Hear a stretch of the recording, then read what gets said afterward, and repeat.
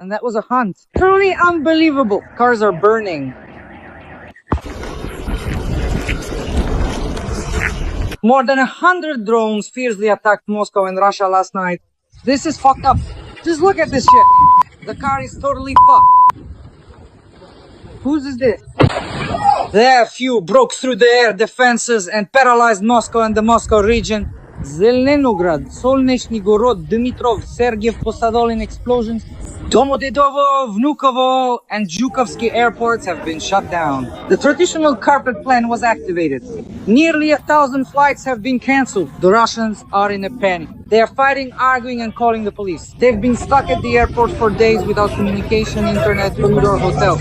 This plane landed yesterday evening. I've been trying to communicate and make calls for the whole day. It's not working. It's just not working out.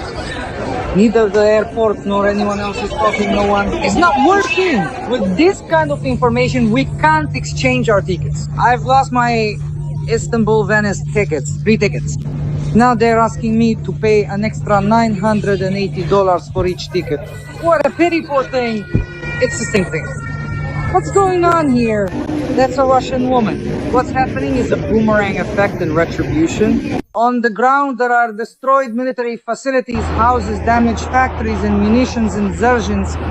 The Ukrainian armed forces have delivered one of the most powerful strikes against Russian military command. Details about the elimination of General Gudkov from the headquarters of the 155th Brigade are in this episode.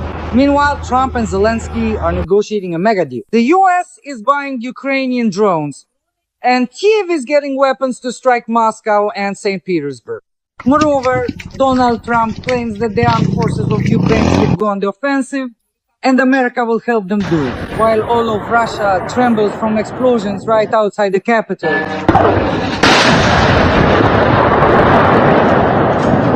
Let's discuss all this with renowned military analyst Roman Svitin right now.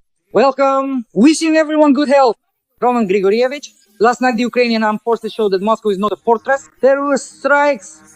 More than 100 drones disappeared and paralyzed the Russian capital. What do you think? Muscovites, don't sleep, as they say.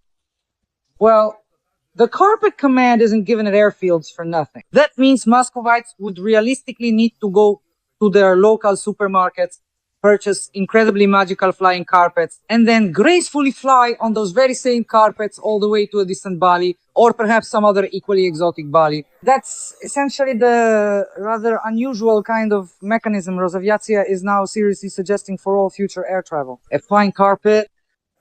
There won't be any other option anymore.